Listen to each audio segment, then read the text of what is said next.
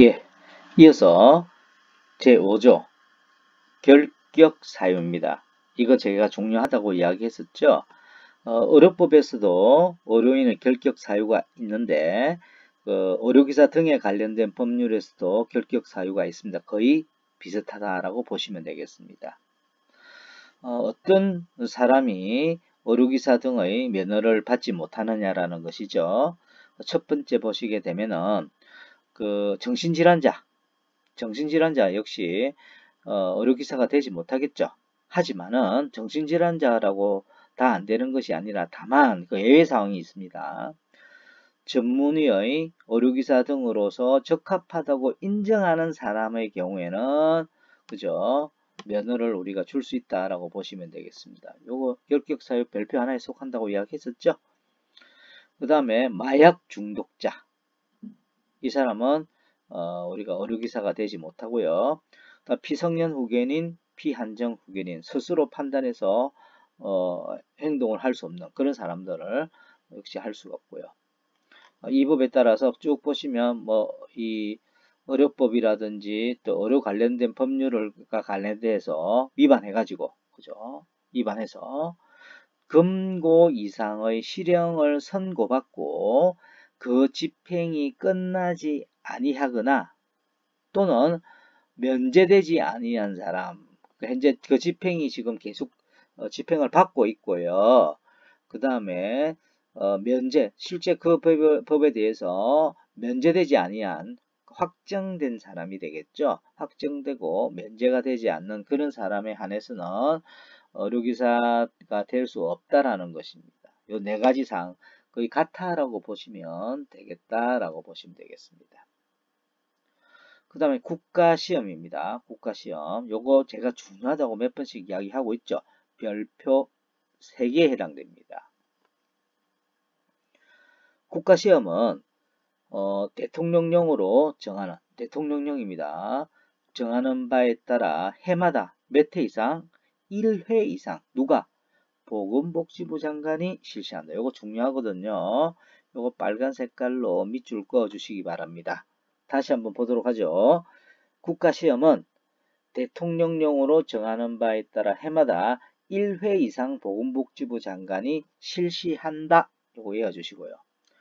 그 다음에 보건복지부 장관은 대통령령으로 정하는 바에 따라 이 국시원법에 따라서 한국보건의료인 국가시험, 국시원이죠. 국시원으로 하여금 국가시험을 관리할 수 있다, 하게 할 수 있다. 이것도 빨간 색깔로 밑줄을 그어 주시기 바랍니다. 즉 국시원에서 국가시험을 관리하게 할 수 있다라는 것이죠. 누가? 보건복지부 장관이. 그렇죠. 그 내용이 되겠습니다. 그 다음에 시행령 제3조 국가시험의 범위. 의료기사 등의 국가시험은 의료기사 등 종류에 따라서 우리가 6종이라고 그랬었죠. 임상병리, 방사선, 물리치료, 작업치료, 치과기공, 치과위생, 그 다음에 등에 해당되는 보건의료정보관리, 안경과학, 이러한 및 보건의료관계 법규에 대해서 어떤 지식과 기능에 대해서 실시한다. 그래서 따로 나옵니다. 이렇게 보건의료관계 법규 해서 이거 제가 항상 이야기하지만 단독 과목이기 때문에 바로 가락이 나온다라고 보시면 되겠습니다. 국가시험은 필기시험과 실기시험으로 구분해서 보게 되는데 실기시험은 필기시험 합격자에 대해서 원칙적으로 실시를 하게 되어 있습니다. 그런데 보건복지부 장관이 피다고 인정되는 경우는 필기시험 식을 병합해서 실시할 수 있습니다. 우리 치과위생사 같은 경우에는 실기시험을 먼저 보죠. 근데 실기시험이 떨어졌다고 해서 필기시험을 못 본다. 그건 아닙니다. 실기시험 결과가 아직 안 나오죠, 중간에. 그래서 나중에 병합해서 그 내용을 우리가 합격자가 넣을 수 있다고 보시면 되겠습니다. 그 다음에 제2항의 필기시험 과목, 실기시험의 범위 및 합격자 결정은 그 밖에 필요한 사항은 보건복지부령으로 우리가 정한다라고 되어 있습니다. 그 다음에 국가시험의 시행과 공고. 그래서 국시험법에 따라서 국시원에서는 국가시험을 관리하도록 하는데, 아까 제가 설명을 드렸죠. 관리하도록 하는데 중요한 부분은 다음과 같은 이 부분이 다 중요합니다. 요거 시험에 정말 많이 나옵니다. 예문으로서 나오고 문항으로서도 또 출제가 되기도 하니까 꼭 좀 한번 살펴봐 주세요. 국시원장은 국가시험을 실시하려는 경우 미리 보건복지부 장관 승인을 일단 받아야 되겠죠. 승인을 받아서 보세요. 시험 일시, 장소, 과목, 응시 원서 제출기간 그 밖에 시험 실시에 필요한 사항은 며칠 전까지 시험일 90일 전까지 반드시 공고해야 됩니다. 즉 시험은 언제 보고 어디에서 보고 과목들은 어떤 것이고 원서는 언제까지 제출하고 그 다음에 이것과 관련된 어떤 사항들은 언제까지 시험 치기 90일 전까지 반드시 누가 국시원장은 공고해야 돼요. 그런데 제외사항이 있죠. 다만 여기 있는 것 중에서 장소에 대한 부분들은 지역별 응시 인원이 확정이 된 후에 시험일 30일 전까지 우리 공고할 수가 있다라는 겁니다. 꼭 90일 전까지 하지 않아도 시험 장소는 30일 전까지만 공고해도 된다라는 겁니다. 그거 시험에 정말 많이 나오거든요. 90일, 30일 요거 꼭 좀 기억해 주시기 바랍니다. 시험위원은 시험 과목별로 전문 지식을 갖춘 사람 중에 시험위원을 위촉 당연하겠죠. 그 다음에 국가시험에 응시하려는 사람은 국가시험관리기관장이 정하는 응시원서를 국가시험관리기관의 장에게 제출해야 됩니다. 여러가지 시험 과목들은 다음과 같고 이거 그냥 보시면 될 것 같고요. 제9조 합격자 결정입니다. 의료기사 등의 국가시험 합격자는 필기시험에서는 각 과목 한 만점의 40% 이상 해당되는 과목의 40% 이상 그죠? 이렇게 받아야 되고요. 그 다음에 전과목 총점 60% 따라서 우리가 총 200점 만점이거든요. 필기시험 같은 경우에는 200점 만점입니다. 그래서 200점 만점 중에서 120점 이상 합격해야 되고 해당되는 과목마다 40점 이상은 최소 40% 이상은 최소돼야 되고요. 실기는 100점 만점이거든요.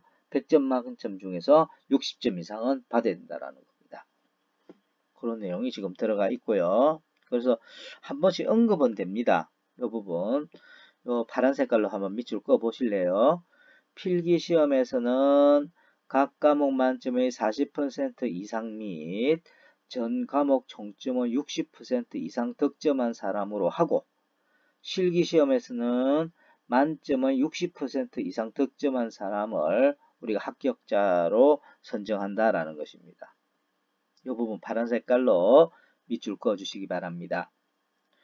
국가시험의 출제 방법이라든지 과목별 배점 비율 그 밖에 시험 시행에 필요한 사항은 보건복지부 장관이 지정 고시하는 관계 전문기관장이 즉 국시원장이 될 거예요. 국시원장이 출제 방법이라든지 과목별 배점 비율이라든지 그 관련되어 있는 시행이 필요한 어떤 사항들에 대해서는 이 사람이 정합니다. 국시원장이 정하게 된다. 응시자격 제한에 대한 부분입니다. 첫 번째, 제5조 각 언어, 그러니까 결격 사유에 해당되는 사람은 국가시험에 응시할 수가 없습니다. 두 번째, 부정한 방법으로 국가시험에 응시한 사람 또는 국가시험에 관하여 부정행위를 한 사람에 대하여는 그 현재 치르고 있는 그 시험을 정지시키거나 합격을 무효로 한다. 요거 파란 색깔로 밑줄 그어 주시기 바랍니다. 그래서 부정한 방법으로 국가시험에 응시하거나 또는 부정행위를 하는 그런 사람에는 그 해당 그 시험을 정지시키거나 합격을 무효로 할 수 있습니다. 무효로 한다라고 됩니다. 세 번째, 보건복지부 장관은 위에 있는 이 항에 따라 시험이 정지되거나 합격이 무효가 된 사람에 대하여 처분의 사유와 위반 정도의 등을 고려로 해서 보세요. 그래서 요거 봅시다.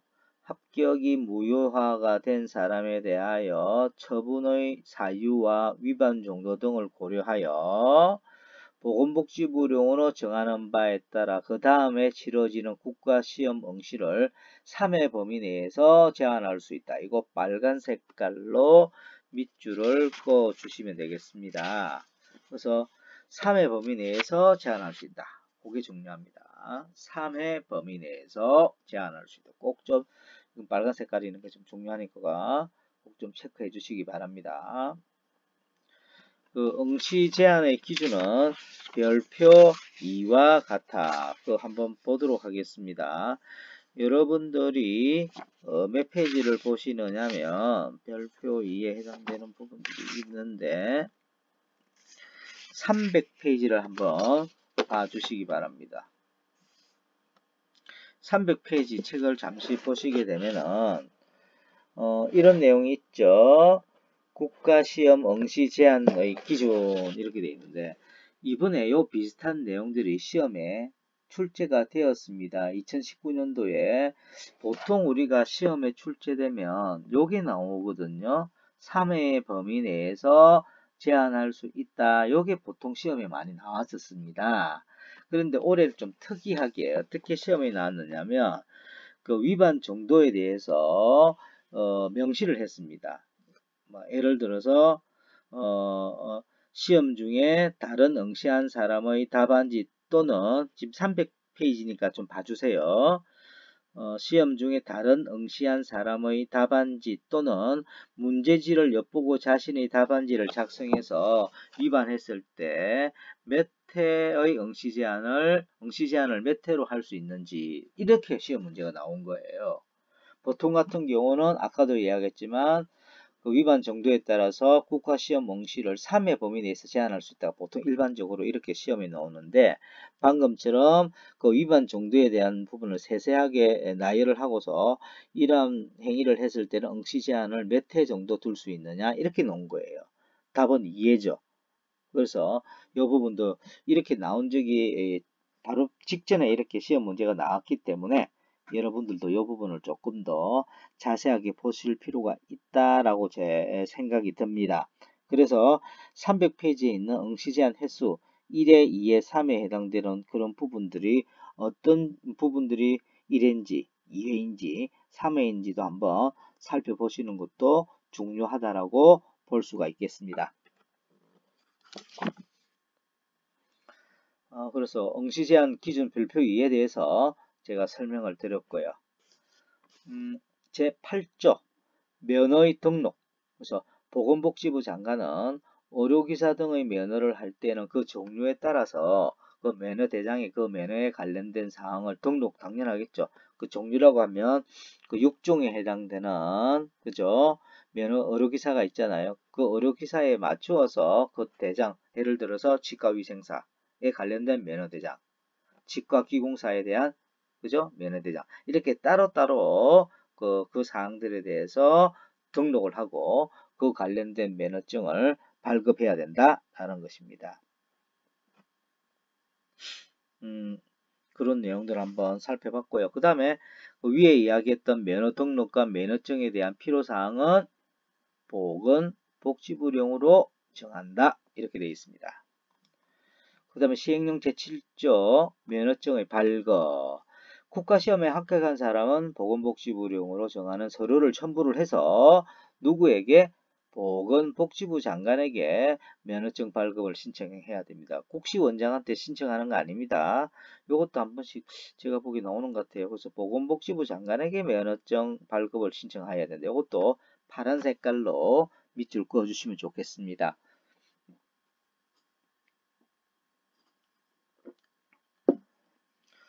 그 다음에 보건복지부 장관은 위에 이야기한 거에 따라서 면허증 발급을 신청한 사람에게 보건복지부령으로 정하는 바에 따라 면허증을 발급한다. 누가 면허증을 발급해요? 보건복지부 장관이. 이것도 파란 색깔로 밑줄 그어 주시기 바랍니다. 그 다음에 면허대장에 대한 서식 쭉 나오죠. 그 다음에 시행규칙 제12조 면허증의 발급, 이것도 한번 보도록 하겠습니다. 의료기사 등의 면허증 발급을 신청하려는 사람은 그 면허증 발급 신청서에 다음 내용의 서류를 첨부해서 누구에게? 국가시험관리기관 국시원을 거쳐서 보건복지부 장관에게 제출하여야 한다. 이것도 파란 색깔로 밑줄 그어주시면 좋겠습니다. 그래서 의료기사와 관련되어 있는 면허증 발급을 신청하려는 그런 사람은 그 발급 신청서에다가 어떤 내용들? 이러한 내용들을 첨부해서 최종적으로는 보건복지부 장관에게 제출해야 된다. 그래서 어떠한 그 서류를 첨부를 하느냐면 실제 이 사람이 졸업을 했는지. 그래서 여러분들이 그 시험 치기 전에는요 졸업 예정 증명서도 되거든요. 그래서 저희들이 졸업 예정 증명서를 띄워서 시험을 칠 수 있게는 할 수 있지만 나중에 예를 들어서 그죠 최종적으로 이렇게 면허증을 발급받으려면 졸업 증명서를 그죠 받아야 된다는 거죠. 그래서 졸업 증명서, 그 다음에 결격 사유에 해당되지 않는다는 증명하는 의사의 진단서가 또 필요합니다. 이거 진단을 받아야 되겠죠? 그다음 사진 같은 거. 이러한 그죠? 이러한 그 서류를 첨부를 해서 국가시험관리 국시원을 거쳐서 보건복지부 장관에게 발급 신청서를 제출한다라고 보시면 되겠습니다. 그 다음에 보건복지부 장관은 위 형태대로 발급 신청을 우리가 받았을 때는 신청인에게 면허증 발급을 신청받은 날로부터 며칠? 14일 이내. 요거 파란 색깔로 밑줄 그어주시기 바랍니다. 14일 이내에 면허증을 발급해야 됩니다. 누가? 보건복지부 장관은. 그래서 신청했을 때 이 면허증 발급은 14일 이내에 발급을 해야 된다라고 보시면 되고요. 그런데 외국에서 면허받은 사실에 대한 조회가 끝난 사람, 이것도 역시 14일 이내 발급해야 된다. 14일이라는 것은 여기 중요합니다. 2주죠. 그 부분을 한번 여러분 체크해 주시기 바랍니다. 그 다음에 제9조 무면허자의 업무금지. 이거 어기게 되면요 3년 이하 징역 또는 3천만 원 이하 벌금에 해당이 됩니다. 굉장히 큰 중징계다라고 보시면 되겠죠. 이거 빨간 색깔로 밑줄 그어주시고 1번, 2번, 3번 다 중요해서 빨간 걸로 이렇게 묶어주시기 바랍니다. 이렇게 묶어주시기 바랍니다.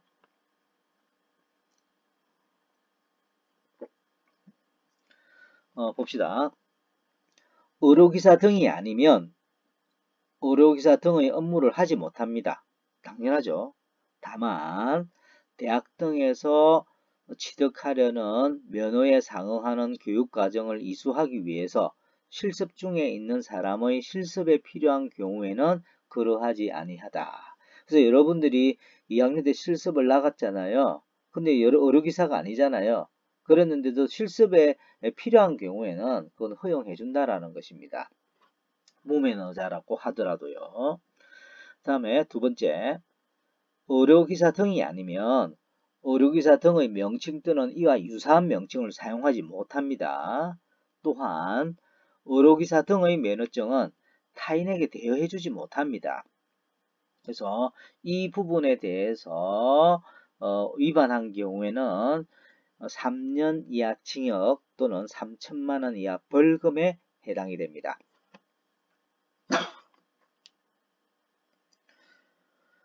그 다음에 제10조 요것도 중요합니다. 별표 하나에 체크해 주시기 별표 하나 해주시기 바랍니다. 비밀 누설의 금지 한 줄밖에 안 되는데 이것도 시험에 많이 출제가 되곤 합니다.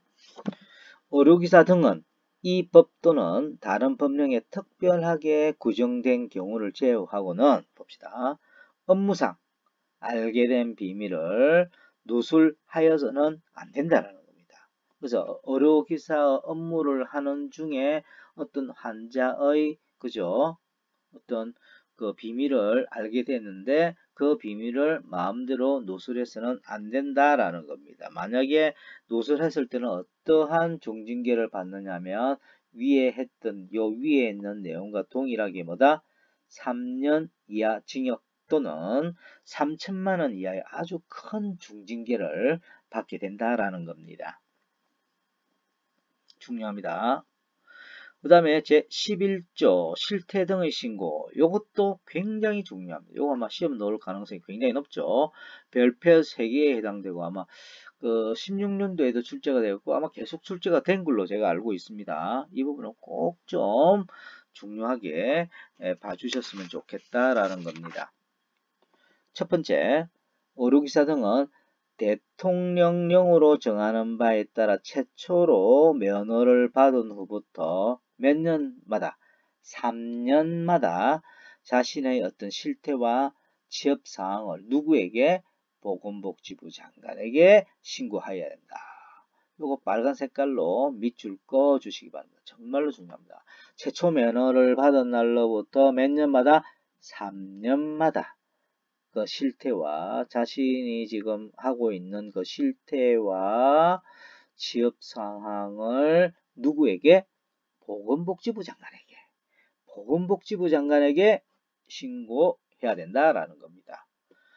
그래서 보건복지부 장관은 보수교육을 우리가 확인을 하게 되어 있는데 그것을 만약에 받지 아니한 의료기사 등에 대해서는 그죠? 요 부분을 신고를 반려할 수 있습니다. 그럼 신고 안 한 거와 동일하겠죠. 그래서 그만큼 이 보수교육이 중요합니다. 1년에 8시간 이상 받도록 되어 있죠. 꼭 좀 기억해 주시기 바랍니다. 따라서 다시 한번 보도록 하겠습니다. 보건복지부 장관은 이 의료기사들이 만약에 보수교육을 받지 아니했을 그럴 경우에는 이 실태와 관련되어 있는 신고를 반려할 수 있습니다. 세 번째, 보건복지부 장관은 대통령령으로 정하는 바에 따라서 이 신고 업무를 전자적으로 처리할 수가 있습니다. 전자정보 처리 시스템을 이게 전자적으로 처리하기 위해서 전자정보 처리 시스템을 구축 운영할 수가 있습니다. 특히 이 두 부분은 중요하니까 별표 3개에 해당됩니다. 꼭 좀 외워주시기를 부탁드립니다. 이 부분에 대한 시행령을 보시게 되면은 의료기사 등은 그 실태와 취업사항을 면허증을 받은 날로부터 몇 년? 매 3년이 되는 12월 31일까지 보건복지부령으로 정하는 바에 따라 누구에게? 보건복지부 장관에게 신고해야 된다. 요거 역시 빨간 색깔로 밑줄 그어 주시기 바랍니다. 다만 다음 내용 어느 하나에 해당되는 경우에는 그 구분에 따른 날로부터 매 3년이 되나. 예를 들어서 면허 취소가 됐어요. 그 재발급받은 그 날로부터 3년이 된다. 이렇게 보시면 되겠습니다. 그렇게 보시면 되겠고, 그 다음에 시행령 제8조 이 신고 시스템, 아까 전자적으로 이 신고를 할 수 있도록 하기 위해서 전자 시스템, 그죠? 전자정보 처리 시스템을 구축 운영할 수 있다 했었죠. 그 부분에 대해서 설명을 하고 있습니다. 이 전자정보 처리 시스템에서 처리할 수 있는 업무는 다음 내용과 같습니다. 의료기사 등의 실태와 취업 사항에 관련된 어떤 내용들, 그 다음에 의료기사 등의 실태와 취업 사항에 관련된 신고 접수라든지 신고 자료를 확인해 준다든지 해당되는 내용을 관리해 주는 이것을 이 전자정보 처리 시스템에서 처리할 수가 있습니다. 그 다음에 의료기사 등의 실태와 취업 상황에 대한 각종 통계에 대해서 생산해내고 분석 제공하는 이것도 역시 전자정보 처리 시스템에서 처리할 수가 있죠. 그 다음에 보수교육 이수 여부 확인을 해주고 이수에 대한 자료를 관리를 이러한 전자정보 처리 시스템에서 할 수 있다라는 것입니다.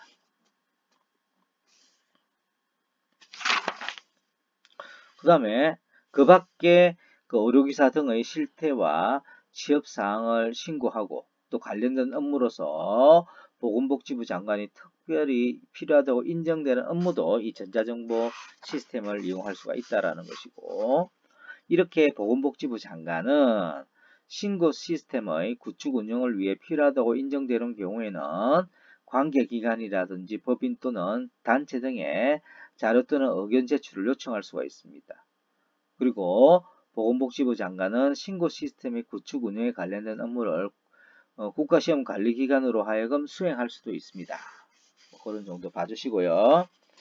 그 다음에 시행규칙 제12조의 실태 등의 신고 한번 보시게 되면, 그래서 의료기사 등의 실태와 취업사항을 신고하려는 사람은 실태신고서에다가 다음 내용의 서류를 첨부해서 누구에게? 중앙회장에게 제출해야 된다. 이것도 한번 파란 색깔로 밑줄 그어주시기 바랍니다. 이 부분. 의료기사 등의 실태신고서에다가 다음 내용의 서류를 첨부해서 실질적으로 누구에게? 중앙회장에게 제출해야 한다. 그 중앙회장은 다시 보건복지부 장관에게 또 제출을 하게 되겠죠. 그러면 실태 신고에다가 어떤 서류가 이제 필요하냐면 보수교육을 이수했는가, 이수증에 대한 부분들을 첨부를 해서 누구에게? 중앙회장에게 제출하고요. 또 만약에 그 보수교육을 면제받았을 때, 또 유예받았을 때 그에 대한 확인서에 대한 어떤 부분들을 함께 첨부해서 중앙회장에게 제출해야 된다라는 것입니다. 그래서 이렇게 제출받은 중앙회장은 신고인의 보수교육 이수입을 확인을 하게 되겠죠. 그래서 중앙회장은 그 신고 내용과 결과를 분기별로, 한번 봅시다. 이 부분 파란 색깔로 밑줄 그어주시기 바랍니다. 각 중앙회장은 그 신고 내용과 결과를 분기별로, 석 달마다라는 것입니다. 분기별로 보건복지부 장관에게 우리가 보고를 해야 됩니다. 누구? 중앙회장이 누구에게? 보건복지부 장관에게. 그래서 만약에 면허 효력이 정지된 의료기사 등의 기사가 신고를 했던 경우에는 지체 없이 보건복지부 장관에 이 사람은 면허 효력이 정지되었다라고 누구에게? 보건복지부 장관에게 보고를 해야 된다라는 것입니다. 그죠? 예. 여기까지 하고 잠시 조금 쉬었다가 이어서 또 설명을 드리도록 하겠습니다. 수고하셨습니다.